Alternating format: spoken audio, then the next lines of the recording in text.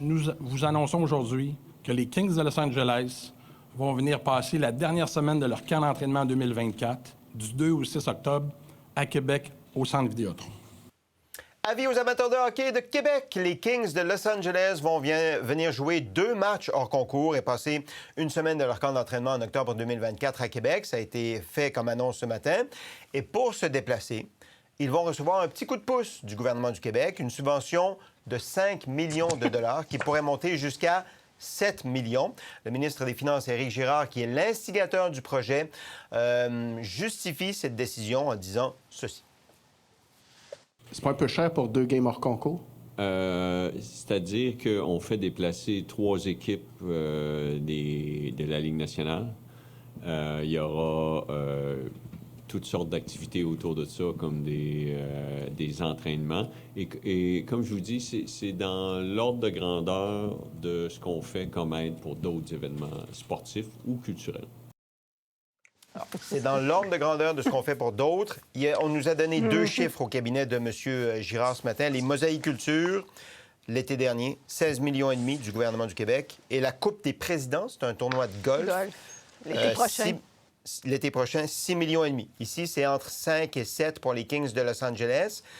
Juste note de bas de page, la masse salariale des Kings de Los Angeles, c'est 84 millions de dollars par année. Merci de le dire. Michel, est-ce que ça vaut le coup?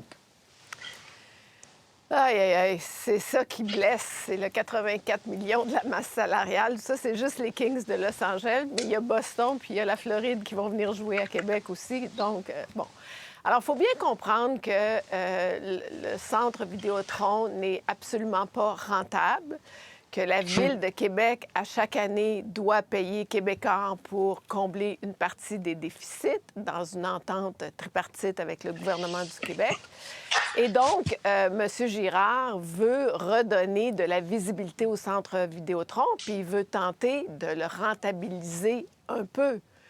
Et effectivement, Québec, c'est une ville de hockey. C'est vrai que les Québécois sont passionnés de hockey.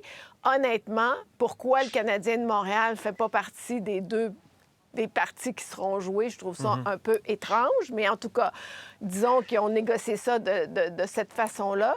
Mais c'est évident que le centre Vidéotron pose problème. Et curieusement, ça tombe alors qu'on vient d'annoncer une très mauvaise nouvelle au maire Marchand.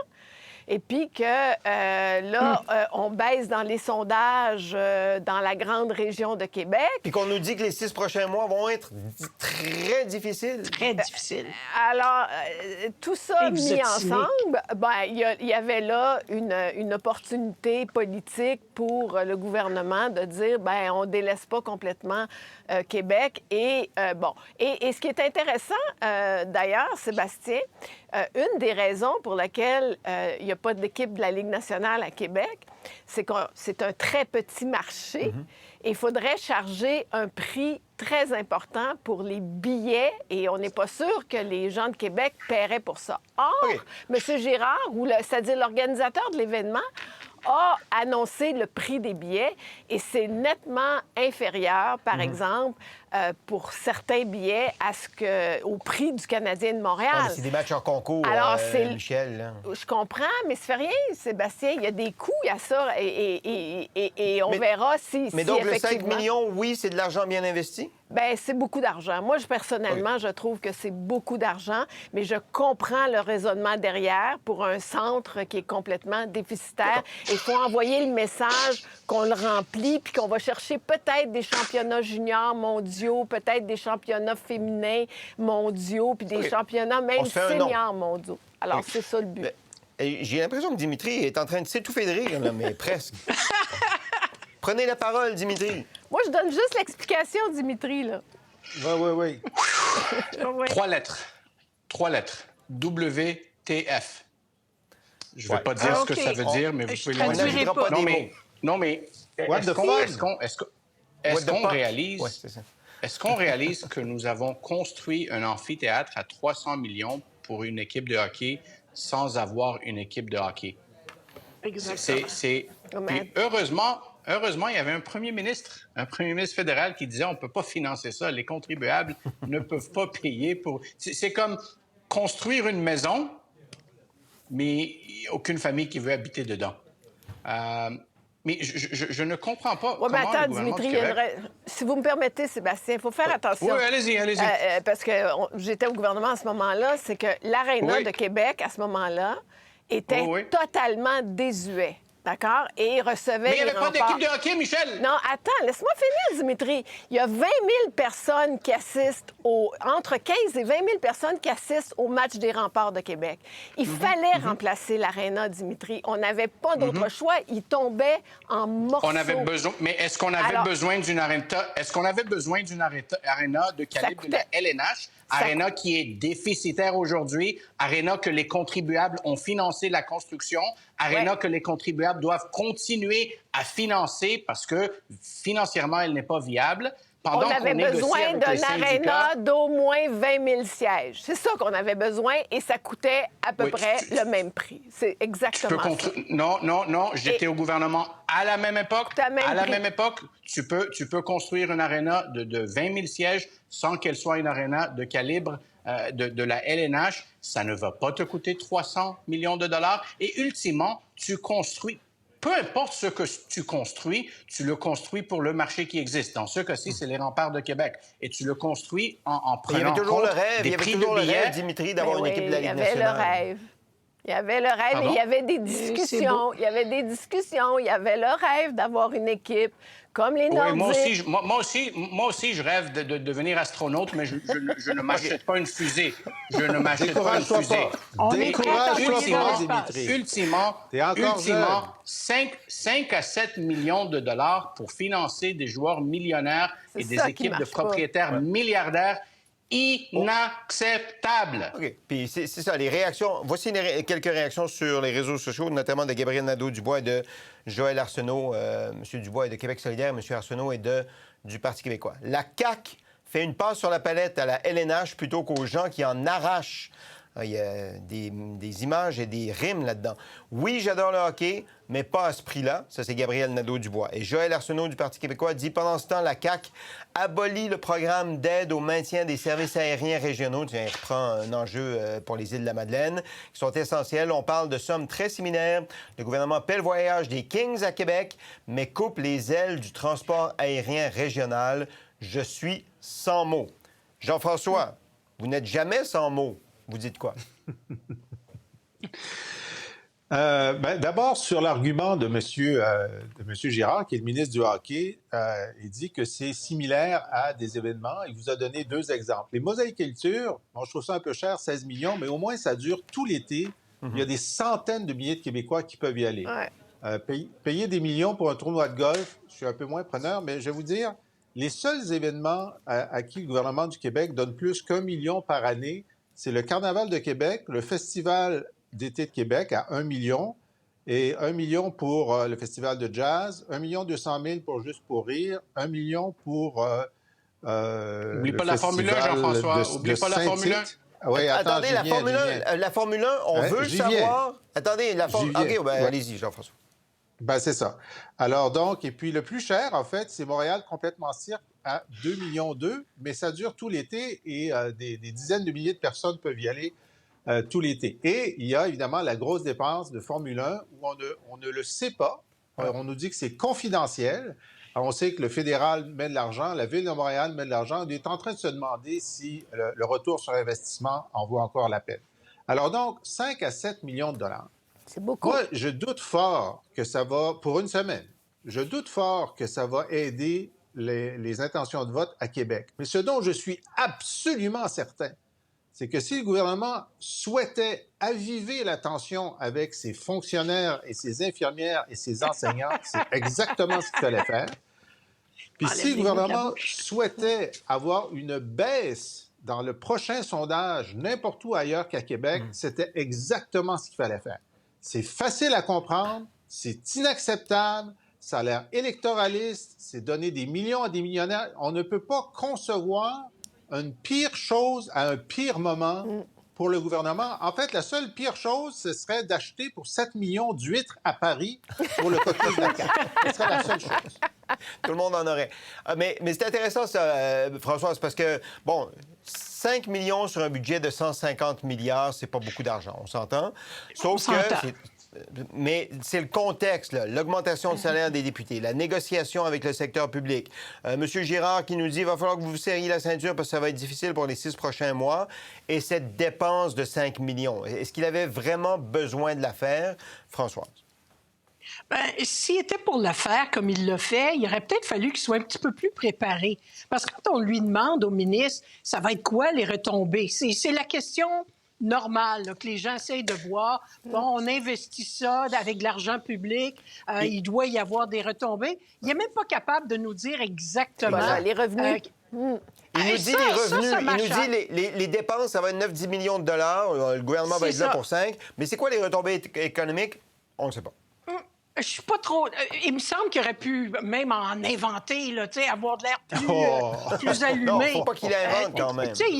Non, mais sans inventer, tu peux dire, il va y avoir peut-être des touristes, des gens d'ailleurs, des gens qui sont peut-être des grands fans des Kings de Los Angeles. N'importe quelle sorte de phrase que d'avoir l'air de... c'était pas important. Moi, c'est le message qu'il m'a envoyé. Au début, je vous avouerai, quand j'ai vu la nouvelle, je me disais, pour moi, j'ai mal lu, c'est le circuit Batman qui paye la Ville de Québec pour venir se faire un peu de pub parce que, ils ont de la misère à certains endroits, puis ils ont peut-être besoin de pub. Alors, tu sais, 5 millions pour une ligue de riches de même, c'est des pinottes. Il doit-tu rire dans sa barbe? Non seulement il ne nous donne pas d'équipe à Québec, on le paye pour venir nous parader des joueurs avec lesquels on n'a pas nécessairement d'affinité. Alors, ça, c'est d'un côté, là, moi, ça m'horripile quand c'est des millionnaires du hockey ou de n'importe quel sport où c'est strictement en plus de l'exhibition. Et quand on parle, je regarde la population des fois qui s'insurge. On vient de passer un bloc complet, les amis, à s'insurger sur une dépense de 347 piastres d'huîtres. Mais on va tout dire collectivement, c'est le hockey, puis on va mettre 5, 7 millions, peu importe, on ne sait pas exactement ce que ça va nous donner, puis ça, c'est pas grave. Il faut être conséquent des fois dans la vie, puis réaliser que la Ligue nationale de hockey, là, c'est peut-être ce qui, pour moi, est le plus grand bien-être social, sécurité sociale qu'on peut avoir, parce que ces gens-là, dites-vous une chose, ils ne dépensent pas grand-chose de leur poche. Il y a toujours quelqu'un pour payer pour eux autres. Ouais. Alors, pas certaine, moi, que Québec va sortir, le gouvernement québécois va sortir grandi de cette annonce. Arrêtez d'essayer de plaire à tout le monde. Vous plaisez à personne quand vous faites ça.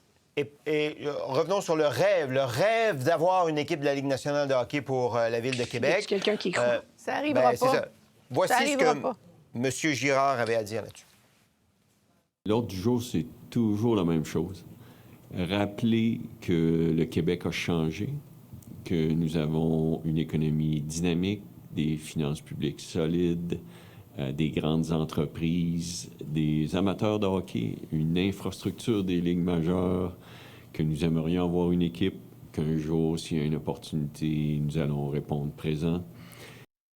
OK. Les sénateurs d'Ottawa, une des dernières équipes à avoir été vendue, c'est autour de 1 milliard de dollars US, américains, je pense. Donc, c'est encore plus de dollars canadiens. Est-ce qu'on peut penser, Michel, vous dites que ça n'arrivera pas. Donc, vous dites, vous cassez le rêve des gens de Québec, là? Bien, vous dites que ça n'arrivera jamais. C'est une question. Vous venez de le dire. Ça a coûté 1 milliard pour les sénateurs d'Ottawa. Les sénateurs. C'est même pas la plus grande équipe là, de la Ligue. Et donc, ça coûte une fortune. Et l'analyse économique n'est pas là. La Ligue nationale est là pour faire beaucoup d'argent puis pour justement payer les salaires dont vous nous avez parlé tantôt.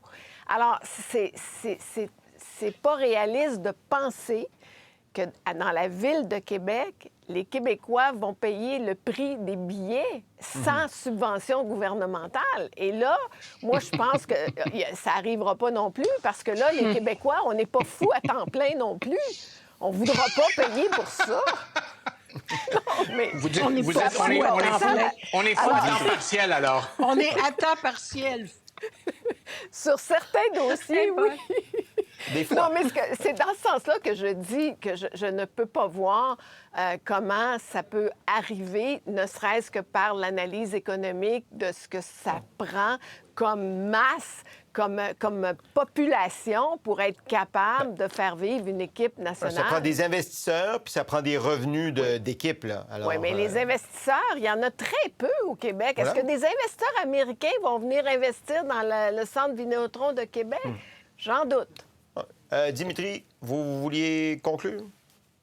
Je suis très d'accord avec Michel qu'une équipe de hockey à Québec ne va jamais se réaliser, sauf si, écoutez, les contribuables du Québec ont payé pour l'Arena, 350 millions.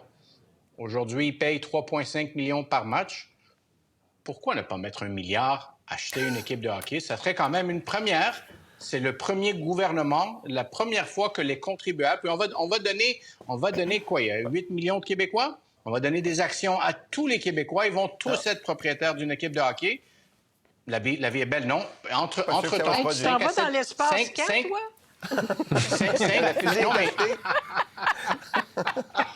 5 à 7 millions pour 2 matchs de hockey.